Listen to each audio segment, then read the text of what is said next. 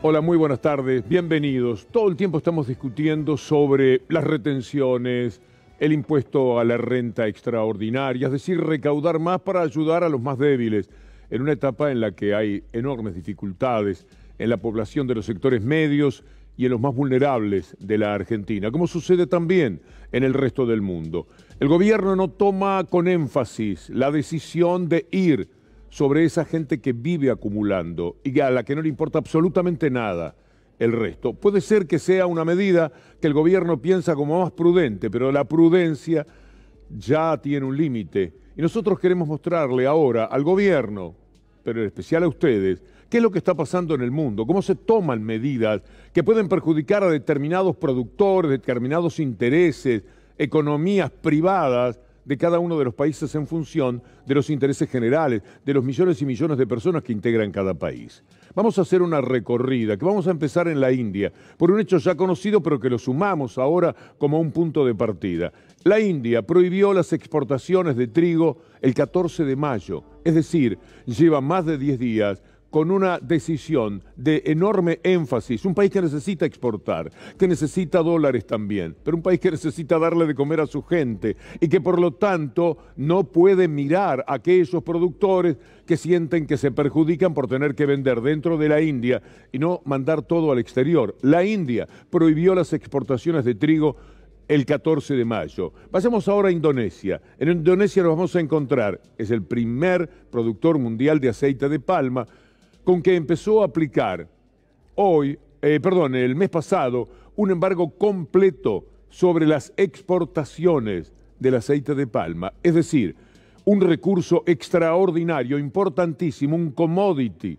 fundamental para la economía de Indonesia, que es ese país, no cualquiera, y que no puede producir exportaciones en la medida en que está prohibido por el gobierno, porque el gobierno está protegiendo ese producto porque lo necesita más en lo local que para mandarlo afuera. Vamos a Argelia ahora. El domingo 13 de marzo, Argelia prohibió la exportación de productos alimenticios que importa el propio país. No pueden salir de nuevo.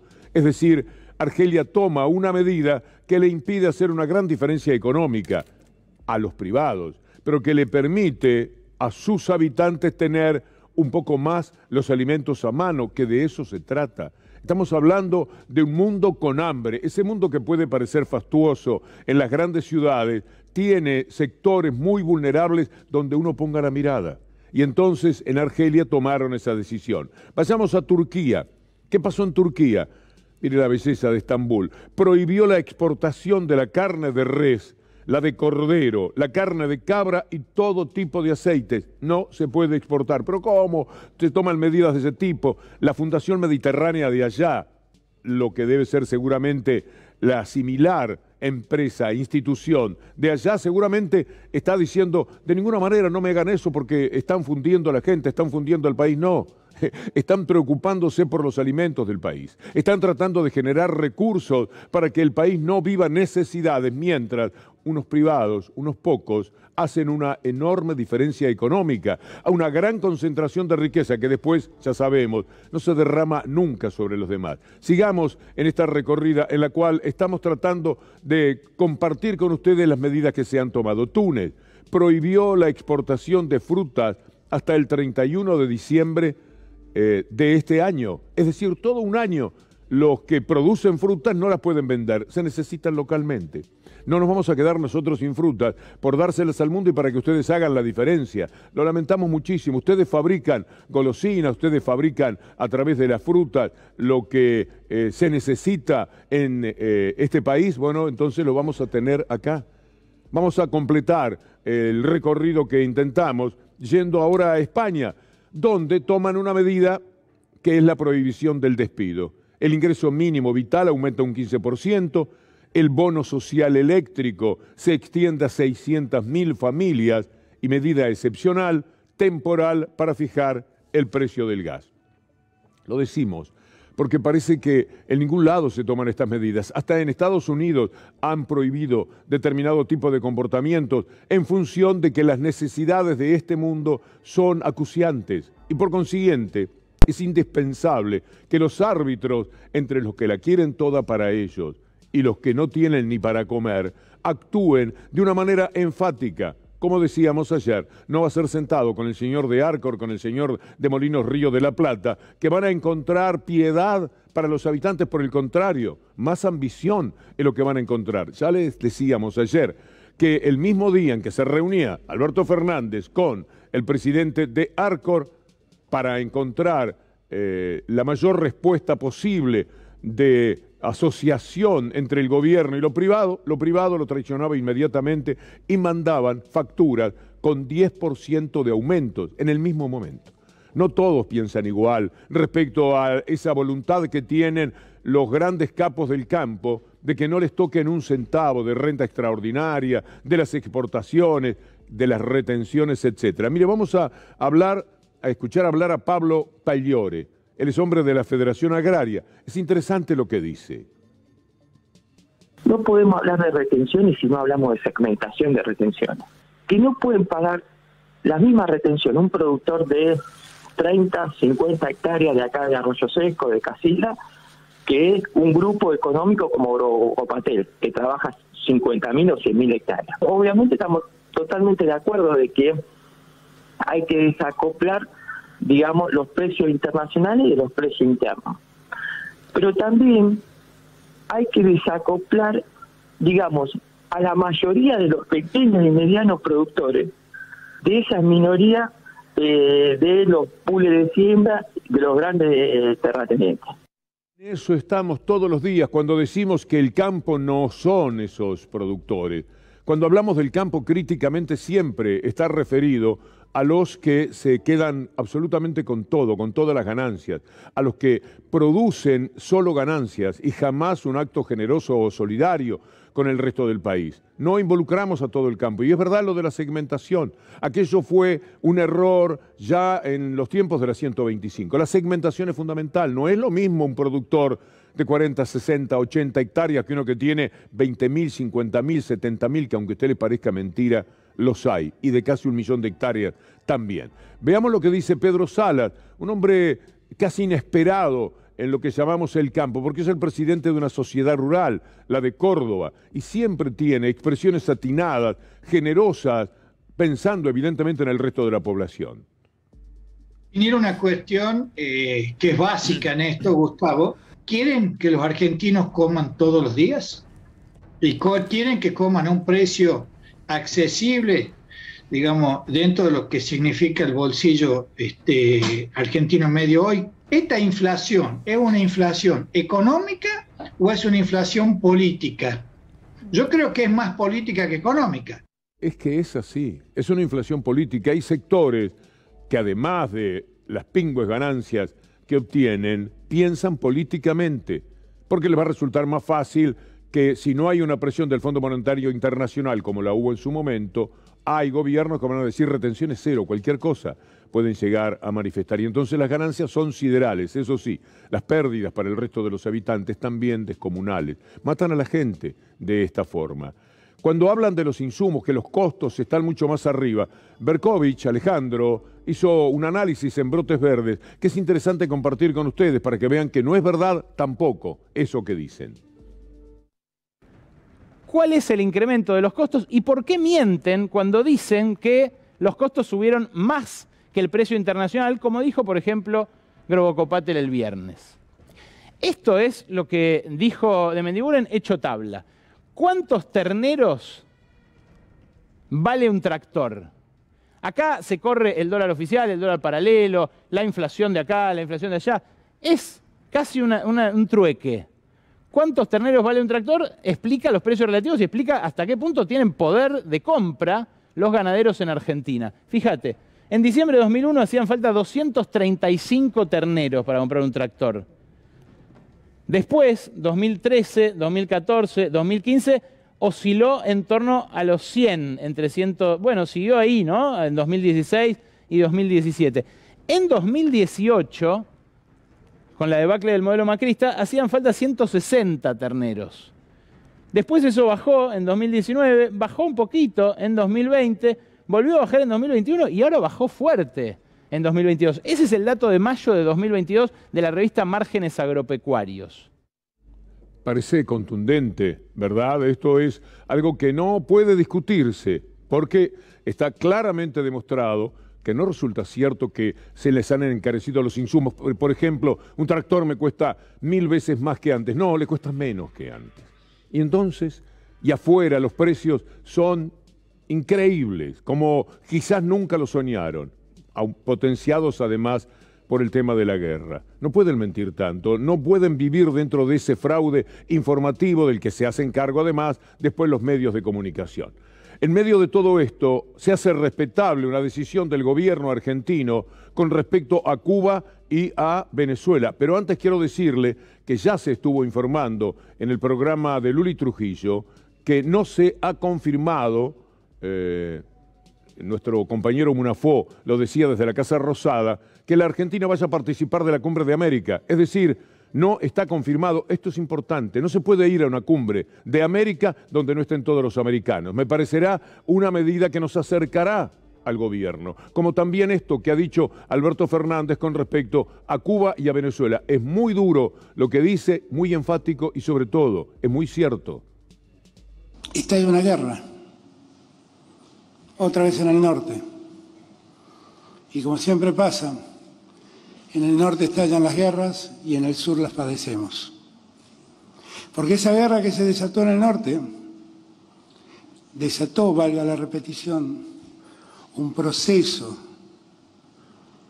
en la suba de los alimentos que al sur del mundo lo afecta peligrosamente. Uno mira ese cuadro y puede ver el mundo del presente. El norte arriba, explotando bombas, matando gente, disputándose el poder. Y el sur abajo, sufriendo la precariedad, la carencia, el hambre. ¿Cuánto tiempo más el sur va a seguir soportando esa realidad? ¿Cuánto tiempo más el sur va a ser un testigo pasivo de un mundo que nos dijeron que se había globalizado, pero donde el sur no es parte, solo mira?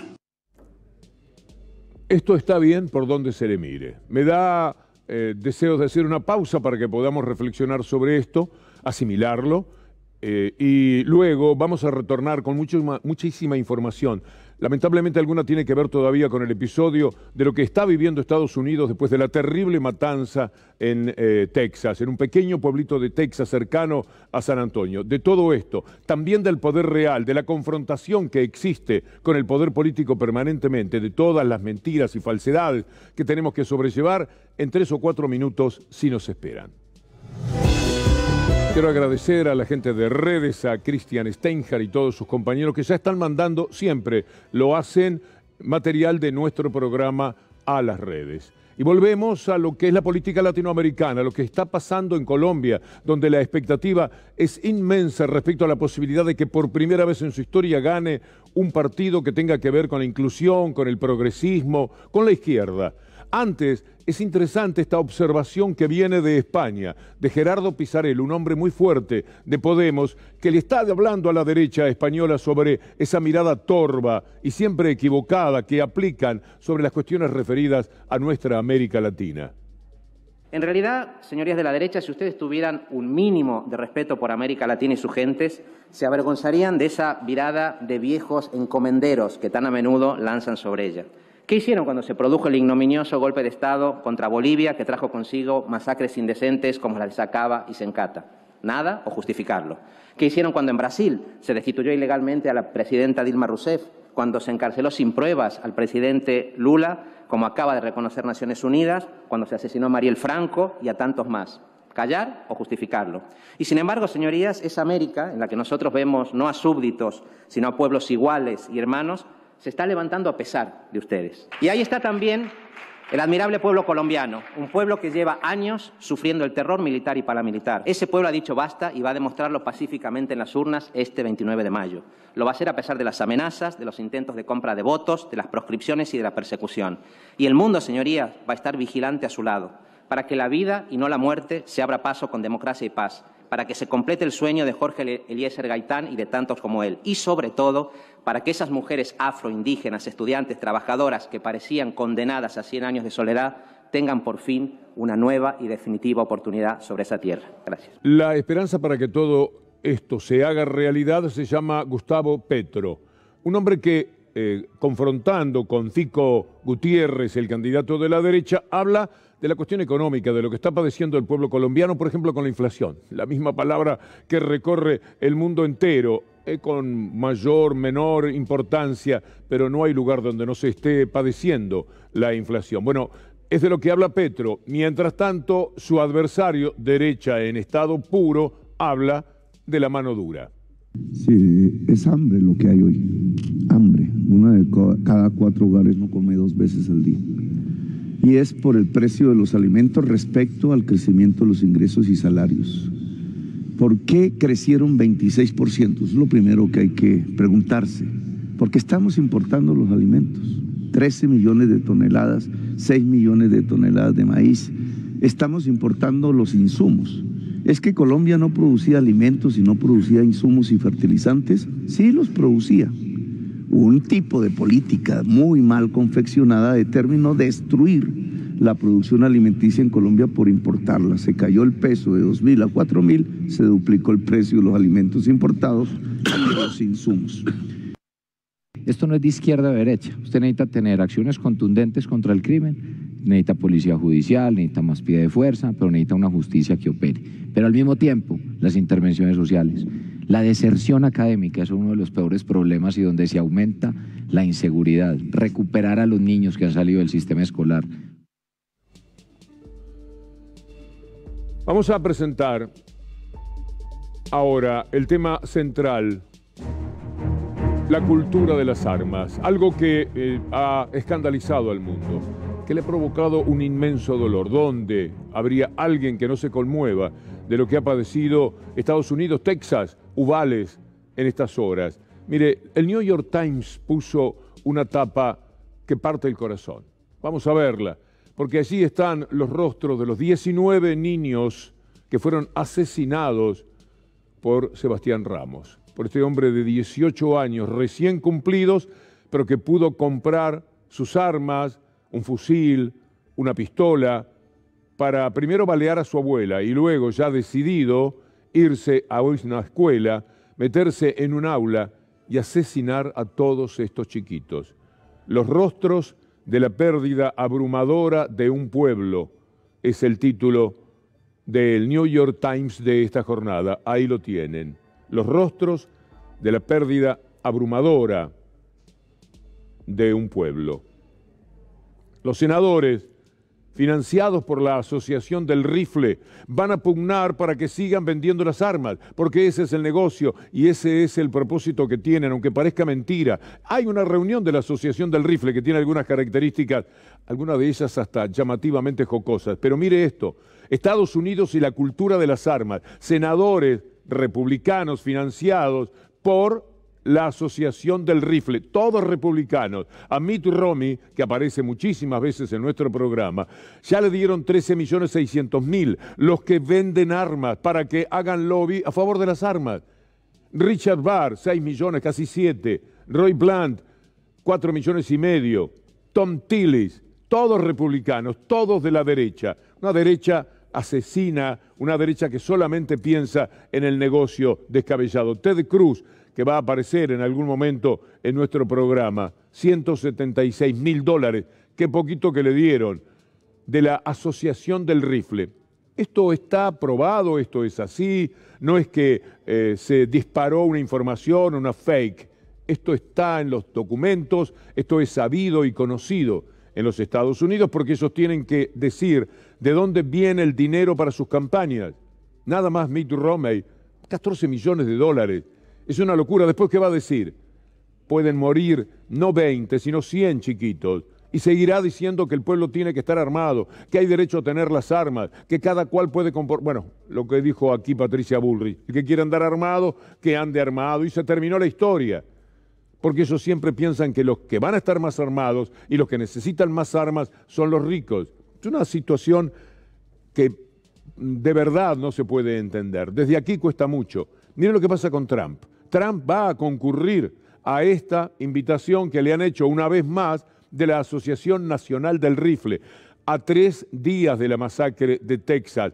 Va a visitar un pueblo en Houston que está a 400 kilómetros, un poco menos, del lugar donde asesinaron a los chicos. Mañana va a estar allí porque es parte de su liderazgo real que hay que tener en este momento, no políticos y partidismo, escribió en su propia red social. Miren ustedes lo que pasa también con la visita de Trump. Y esta es la parte que uno podría tomar para la risa, porque la asociación del rifle, porque llega Trump, prohíbe las armas en plena convención para que no se registre. Ellos saben los peligros que se corren con todo el mundo armado allí. Entonces, como va Trump, la asociación del rifle, que inunda de armas a los Estados Unidos, dice, ahora no, en este caso no. Todos estamos muy conmovidos. El Papa, por supuesto, también. Y el Papa ha hablado contra esta cultura de las armas y me parece que es muy importante su palabra. Ho il cuore affranto per la strage nella scuola elementare in Texas. Prego per i bambini, per gli adulti uccisi e per le loro famiglie. È tempo di dire basta al traffico indiscriminato delle armi. Impegniamoci tutti. Impegniamoci tutti perché tragedie così non possono più accadere. Pero van a seguir pasando, Santo Padre. Esto es inevitable porque es parte de una cultura. La cultura de la violencia, la cultura del desprecio, la transformación de las personas en entes que odian, que ya no conocen nada del amor. Un chico de 18 años, ¿qué puede tener en su cabeza? ¿Qué tenía el de Búfalo? ¿Qué tenía el de California? ¿El de Chicago? Y así sucesivamente. Una cuestión cultural. Mire, le vamos a mostrar un video que es sorprendente. Un niño de 4 años ya manejando las armas y alguien que dice, qué divino, qué bien que lo hace. ¿Le parece que esto parece un cuento? Bueno, pero no lo es. Hey, what's your name? Maverick? That is awesome. How old are you, Maverick? He is 4 years old. Show me what you do with the gun. Do it again. Take the magazine out. Oh, can you put it back in?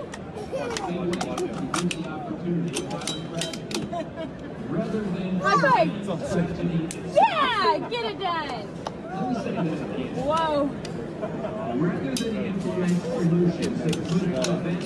That is adorable.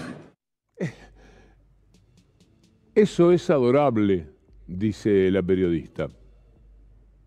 Esto es parte de esa cultura. El niño se luce no haciendo jueguito, no por algo de la picardía natural que tienen los chicos hoy día. No, se luce ya sabiendo manejar armas. Imaginen lo que es dentro de 2 años, 3 años, con ese manejo que tiene ahora, 4 años nada más.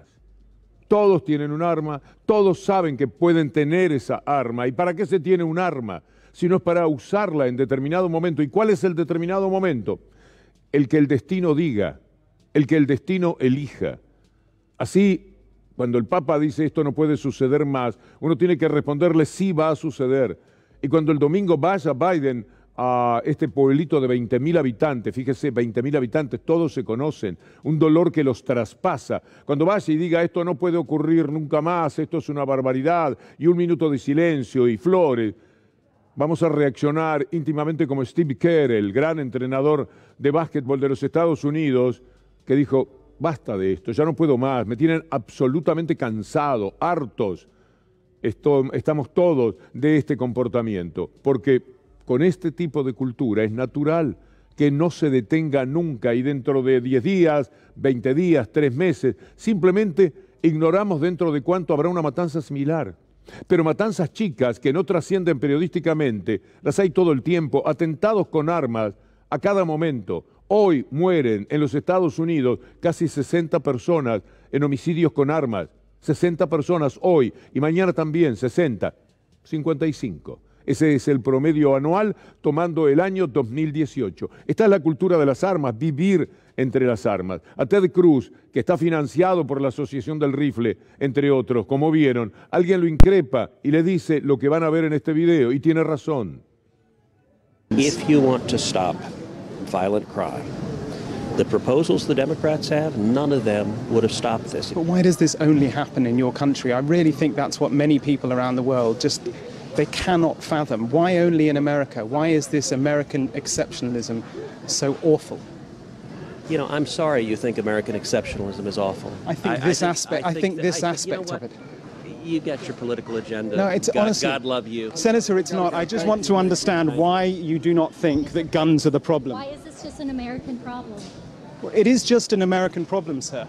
Mr. Cruz, why is America the only country that faces this kind of mass shooting? But you can't answer that. You can't answer that, can you, sir? You can't answer that. Why is this country? Why is it that people come from all over the world to America? Because it's the freest, most prosperous, safest country on earth. It may be the freest, it may be the most popular. Why are our kids dying in school? No es que sea solamente un sinvergüenza, que lo es, un vividor de la política, sino que es un hombre financiado por quienes venden las armas. ¿Qué podría decir en contra de las armas? Entre la honestidad de los periodistas que lo acorralan con las preguntas y su manera de comportarse, esa pasividad de no querer decir absolutamente nada, tenemos la plena explicación de qué es lo que luchan. Pero le vamos a, imaginariamente, a Ted Cruz y a todos los Ted Cruz de Estados Unidos y también de la Argentina, darles un ranking que es muy importante conocer y del que tenemos que tomar nota por acá. Mire esta placa que es muy ilustrativa. Tiroteos en escuelas. En la Argentina, 0, desde 2009. En Italia, en España, en el Reino Unido, 0. En China, en Alemania, en Rusia, 1 tiroteo. En Francia, 2, Canadá, 2, Brasil, 2. Afganistán, 3, India, 5, Sudáfrica, 6, México, 8, Estados Unidos, 288. ¿Se da cuenta por qué le preguntaban a Ted Cruz por qué Estados Unidos es una excepcionalidad en el tema de las armas? Y él dice, este es el país más seguro del mundo. Que vaya y lo cuente ahora en Texas. Que vaya y se anima a decir esa frase allí frente a los padres, los amigos, ese pueblo dolorido, devastado, como dice el New York Times. Ahora quiero que comparta esta lectura también conmigo, porque todo esto nos va, pensamos, ayudando a pensar. María Daniela Jácar escribió en página 12 hoy que la masacre de la escuela de Texas impacta en la Argentina de la mano de Bullrich y Milei. Ellos y Esper promueven imitar el ejemplo de Estados Unidos y fomentan la aportación de armas por parte de civiles y detalla los peligros que entraña para la población semejante iniciativa. Mire este tuit de Julio Alac, que fuera ministro y que conoce mucho de este tema. Es valioso prestar atención, porque a la Argentina, si no van a llegar este tipo de desgracias también. En 2014, Naciones Unidas distinguió a la Argentina por implementar el mejor programa de desarme civil del mundo. ¿Usted se acuerda? Aquello fue extraordinario. Lamentablemente, con el cambio de gobierno, llegó 2016, se paralizó. Ahora, felizmente, se vuelve a poner en marcha. Vamos a poner unas placas para entender lo que dice Julio Alac, porque no podemos solamente ocuparnos de la dolorosa noticia que es hoy Estados Unidos. El 51% de los homicidios dolosos en el país se produce por conflictos interpersonales entre civiles que adquirieron armas para sentirse más seguros. Los homicidios en ocasión de robo abarcan el 18% del total, el 51% de los homicidios va por otro lado. Se estima que entre 3,5 millones y 4 millones de armas están en manos de civiles. La ANMAC tiene registradas alrededor de 1,5 millones, la mayoría con licencias vencidas. Y una placa más, en la ANMAC solo un 10% está con los papeles en regla. Por cada arma se estima que hay 1,5 más que nunca fue registrada. Entonces, hay más armas que las que les estamos diciendo. 1 de cada 4 femicidios es cometido con un arma de fuego.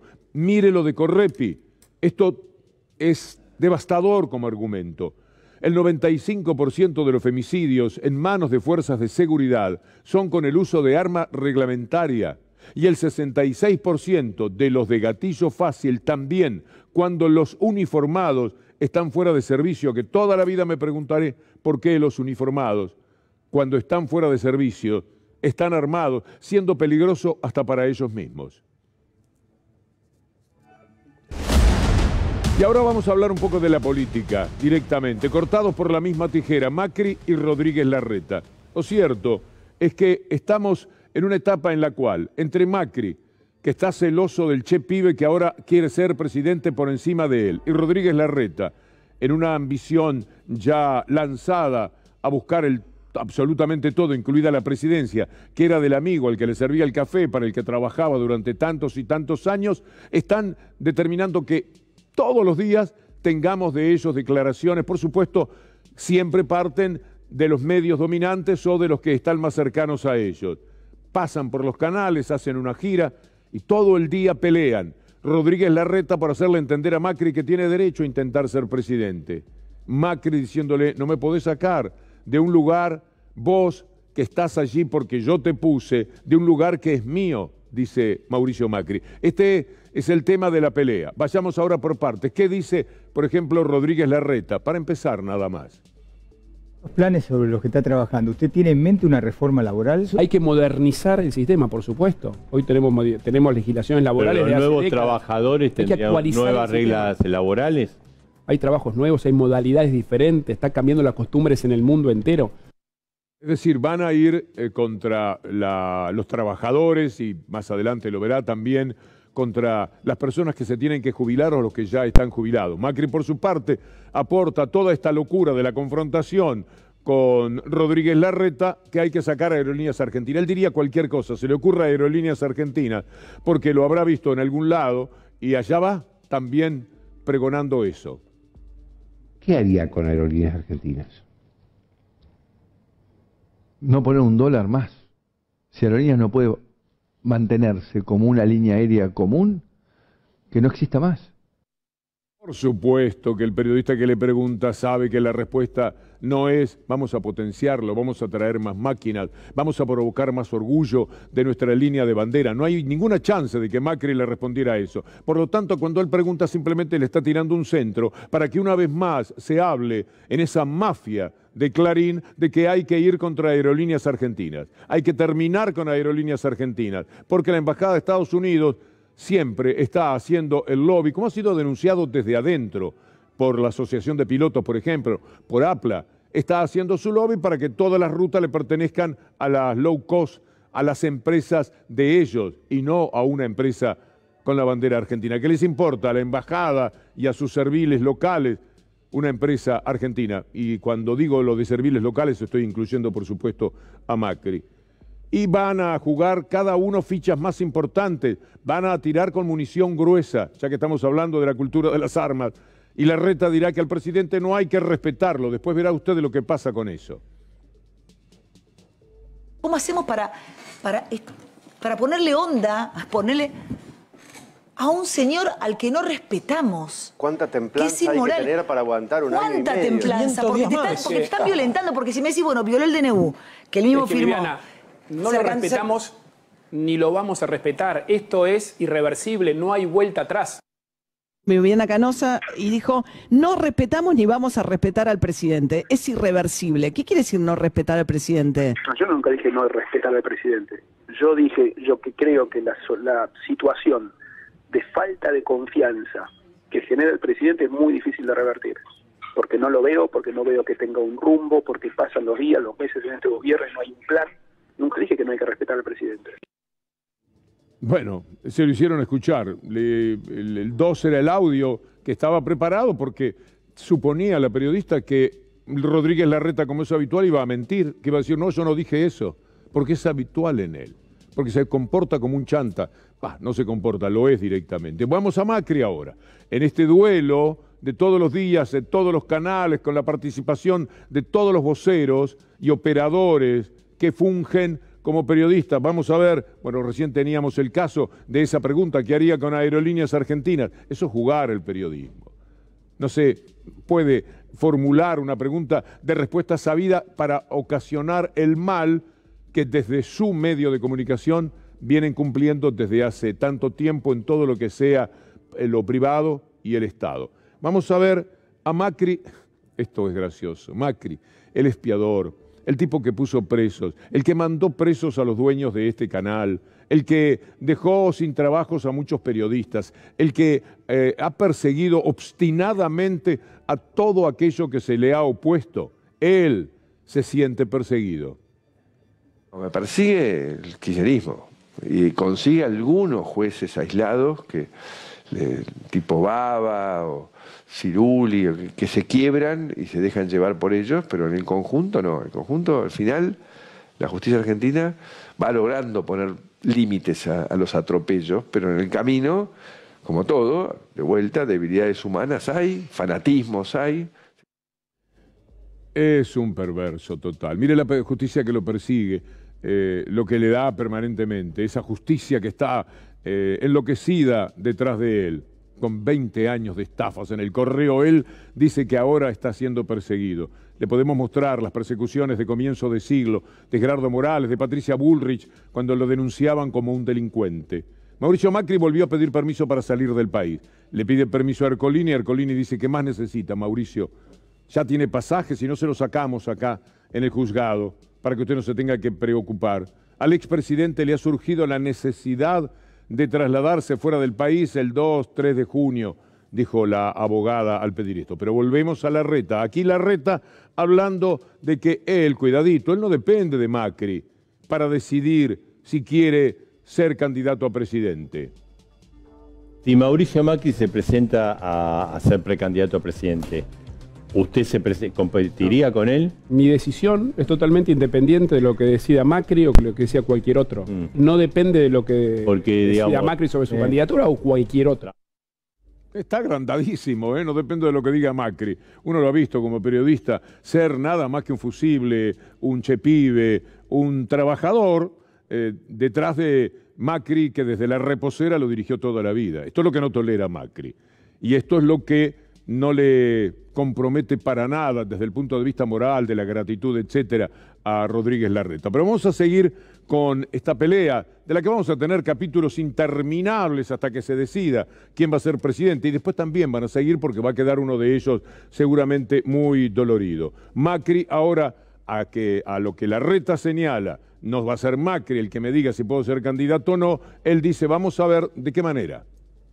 Si yo el año que viene no estoy participando y veo que uno de los dos o de otros, porque también María Eugenia también dice que quiere, pero María Eugenia dice que ella no descarta. Si yo veo que hay unos que sí expresan un cambio y otros que no, bueno, ahí yo voy a decir mi opinión. Bueno, y ahora vamos a tener otro Larreta diciendo, ya lo compartimos ayer, pero vale la pena, porque cuando usted escuche que él dice, si la Corte me da los dineros de la coparticipación, yo bajo los impuestos.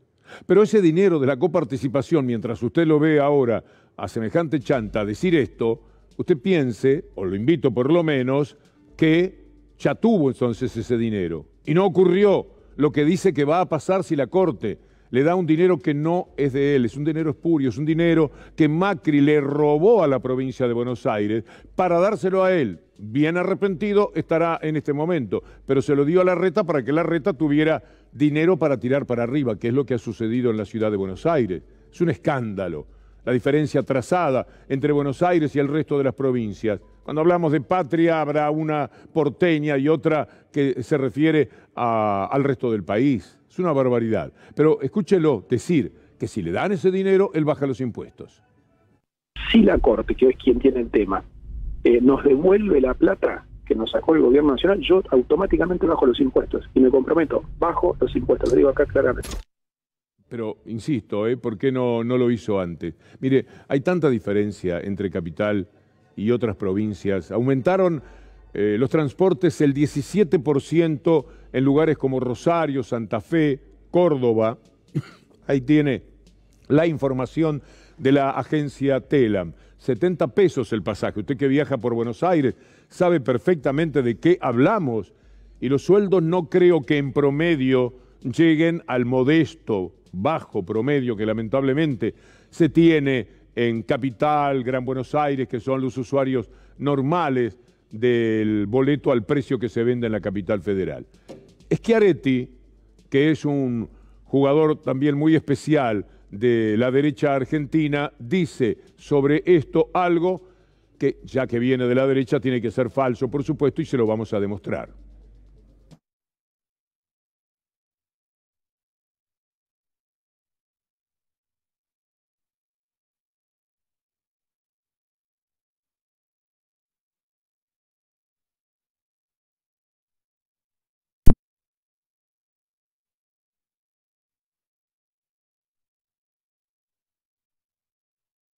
Para que vea de qué está hablando y cuán equivocado está. Vamos a recurrir al ministro de Transporte de la provincia de Buenos Aires, el señor Donofrio. Podemos poner esas placas de respuesta a Schiaretti, que además me parece que tenía algún problemita el video. Aquí están las placas. Resulta raro que el gobernador de Córdoba incurra en un error tan grave sobre el monto de los subsidios al transporte del AMBA, que incluye al conurbano bonaerense, dice Jorge Donofrio. ¿Y qué más dice? Señala, en relación a los subsidios al interior de la provincia, Buenos Aires se hace cargo del 70% de ellos, lo cual está muy por encima de lo que sucede en Córdoba, en donde el Ejecutivo Provincial aporta solo el 40%. Schiaretti, usted no ayuda como en la provincia de Buenos Aires, de ninguna manera. Por eso también el boleto le cuesta a su gente lo que le cuesta. Lo que pasa es que no toman nota de cómo se le miente y se le estafa a la gente. Lo primero que debe saber es que la provincia de Buenos Aires paga el 91% del total de subsidios y Nación solamente el 9% restante, los cuales corresponden a atributos sociales, entre ellos el boleto escolar y el boleto para jubilados. Y una más. Entiendo el contexto en donde Schiaretti dijo esto, en la Fundación Mediterránea, desde donde ha salido algún otro cordobés haciéndose famoso, como Domingo Cavallo, con los lamentables resultados por todos conocidos. Vamos a escuchar a Schiaretti otra vez. Nosotros tenemos también en Córdoba otra característica que me parece importante destacar, que es que nosotros queremos trabajar y no queremos que nos discriminen. Nosotros no queremos que nos discriminen. Por eso los cordobeses reclamamos, como están reclamando con buen criterio nuestros intendentes de la ciudad de Córdoba, Río Cuarto, San Francisco, Villa María, sobre los subsidios al transporte. ¿En qué cabeza cabe que el año pasado pusieron 189.000 millones de pesos, quedaron el 85% para el AMBA y para el interior nada más que el 15%? Esto es algo que es inadmisible y los cordobeses lo vamos a plantear. No solo es inadmisible, si así fuera, sino que es mentira, que así es. Porque le acabamos de mostrar los números bien elocuentes de que le está diciendo a su gente, en medio de aplausos de quienes ignoran la verdad, una falsedad, una mendacidad. Pero él mencionó la Fundación Mediterránea. Está hablando en la Fundación Mediterránea. Fundación Mediterránea nos trae, cuando hablamos inmediatamente de Cavallo, el Cavallo chico que están promocionando como futuro ministro de Macri. Por más que le moleste a Rodríguez Larreta, Macri ya ha dicho quién, parece, sería su ministro de Economía. Melconian. Escuchemos una sola línea de Melconian, porque quiero contarle ahora sí para quién trabaja Melconian, la Fundación Mediterránea, quiénes son los dueños del país. Tenemos que discutir, y es más, tenemos que tener cuidado lo que ocurre hoy de aquí al 23. Cuidado con dar demasiados incentivos y derechos adquiridos a los sectores. Cuidado. Lo mismo que derechos adquiridos en planes y emisión, y cuidado. Mire para quienes trabaja. Entre las empresas que acompañan actualmente a su consultora están Arcor. Entonces él tiene que decir cuidado con los privilegios, no decirle a Arcor cuidado con el hambre, cuidado. Sancor Salud, Georgalos, Lipsia Bioenergía envasando, HSBC, la consultora PwC, Chandon, para toda esa gente trabaja. Para Telecom desde ya, Clarín, Pan American Energy, Techin. Es decir, cuando él habla, está hablando porque trabaja para esta gente. ¿Qué otro discurso podría tener que no sea el de no demos privilegios, no vayamos a ayudar a la gente, cuidado, cuidado con eso, porque del otro lado, si él quisiera decir una verdad, tendría que expresarse manejando el mismo gesto. Cuidado con el hambre, el CONIAN, Fundación Mediterránea, Schiaretti, todos los que rayen. Cuidado, porque la gente tiene hambre de verdad y el hambre empuja, no desempuja. Cuidado.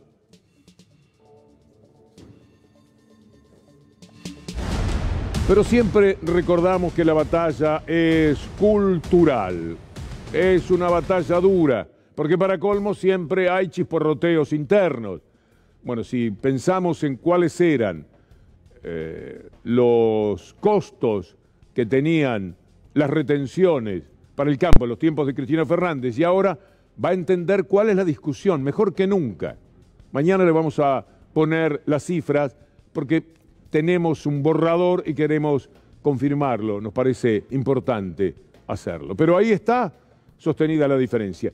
Con relación a Alberto Fernández y a Cristina Fernández, nuestro compañero Lautaro Maislin le preguntó a Alberto Fernández cuándo se van a juntar, cuándo se van a reunir. El hombre que es presidente, porque la señora Cristina Fernández de Kirchner dijo, vas a ser vos el presidente.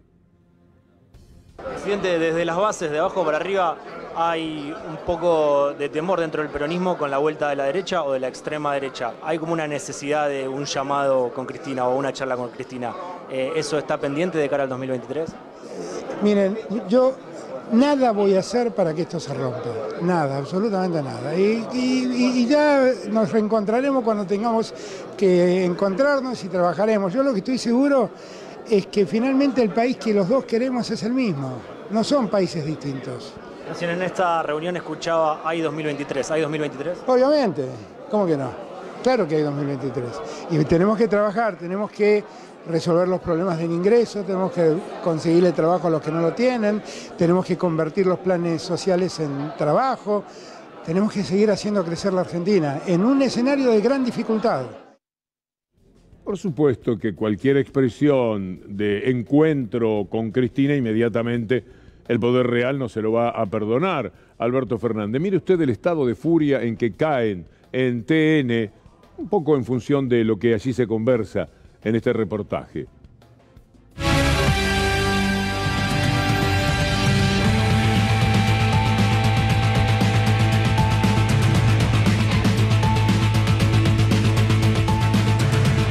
Marcelo, Alberto Fernández dijo hoy, esta noche, que ya nos vamos a reunir con Cristina Kirchner, pero me parece que va a tener que esperar, porque Cristina Kirchner no tiene intención de reunirse rápidamente con él. La información que tenemos es que Cristina Fernández de Kirchner está furiosa en el sur con todo lo que hizo Alberto Fernández hoy y rechazó cualquier posibilidad de reunirse con Alberto Fernández. Hubo, digamos, mandaderos de un lado y de otro en las últimas horas para ver si se podía reencauzar la relación, y Cristina Fernández de Kirchner acaba de enviar la información de que ni sueñe Alberto Fernández con reunirse, que primero haga lo que tiene que hacer, que renuncie. Eso no está en ningún lado, eso no se leyó en ninguna parte, eso es un invento. Total, si es gratis. De ninguna forma existió esto.